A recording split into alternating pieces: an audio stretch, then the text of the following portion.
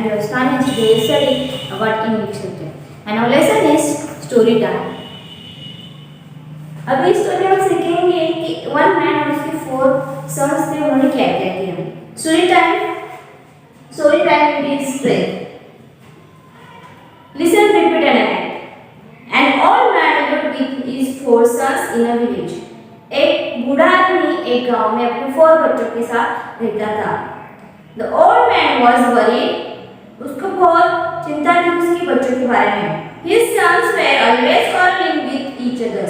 उसके बच्चे हमेशा एक दूसरे से लड़ते थे, इसलिए वो बहुत चिंता करता था, बहुत उनको परेशानी को सदत थी. They could never agree on any point. वो एक दूसरे से किसी पॉइंट पे सहमत नहीं रहते थे. The old man had tried telling them many times to avoid fighting.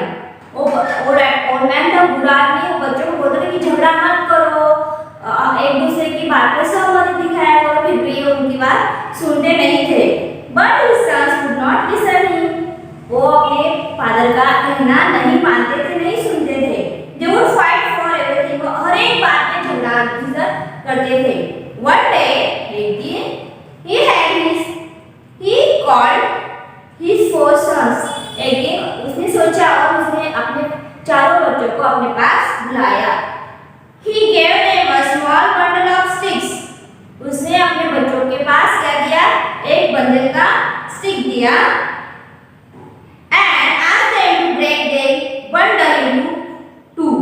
अभी वो बंडल उसने दिया और उसको तोड़ने को उसने बोला बूढ़े आदमी ने. It's so easy. फिर एक लड़की ने क्या किया? तोड़ दिया. That the eldest son. बड़े बच्चा बोला कि ये तो बहुत इजी है, ये बंडल में इजीली तोड़ सकता हूँ. Into 2 parts.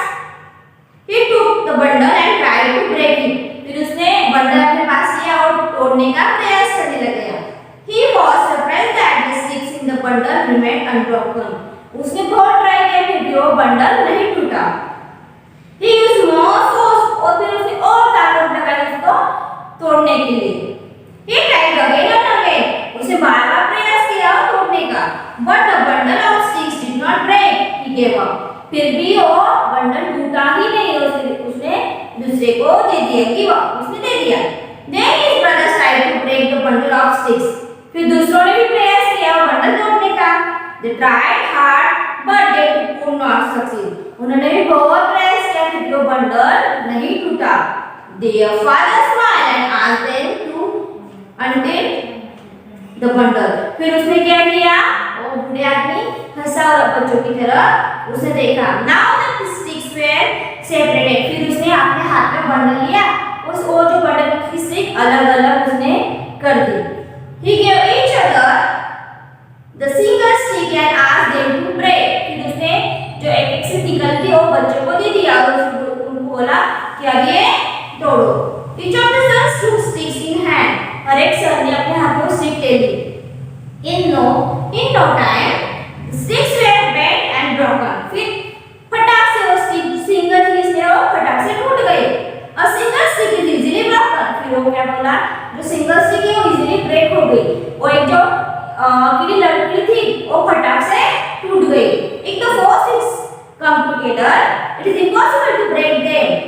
एक है इसलिए टूट गई, पर अगर उसको इकट्ठा किया उसको बंडल किया फिर भी वो टूट नहीं सकती. If you are united, help each other and live in friendship. अगर तुम एक दूसरे के साथ रहोगे, एक दूसरे को हेल्प करोगे, live in friendship, एक दूसरे का अच्छा बर्ताव करोगे, मित्रता का बर्ताव करोगे, you will be stronger than any enemy. किसी भी शत्रु से तुम सामना कर सकते हो. तुम शत्रु के सामने बहुत बड़ी ताकत के साथ प्रेजेंट रहोगे.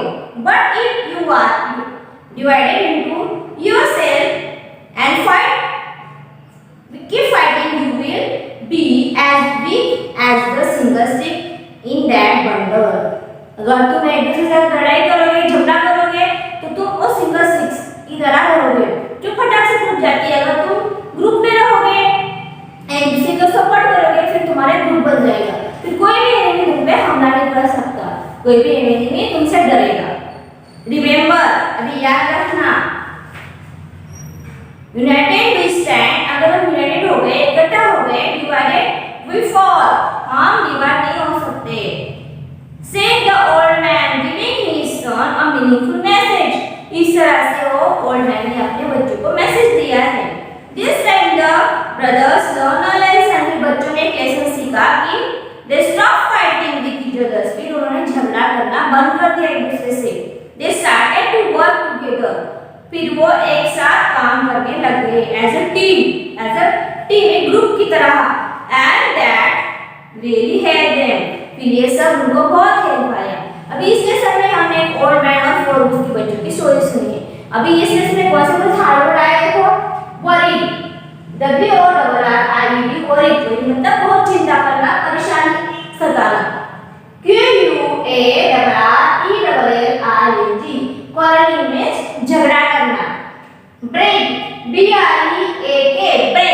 मतलब तोड़ना. SURPRISE मतलब आश्चर्यचकित होना.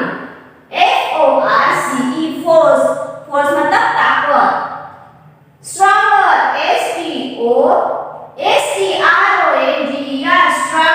stronger में बहुत ताकत. enemy मतलब शत्रु. weak मतलब कमजोर. अब इस सेशन में हमको ये हार्ड वर्ड आए हैं, ये सब आप नोट में लिखना है. Thank you.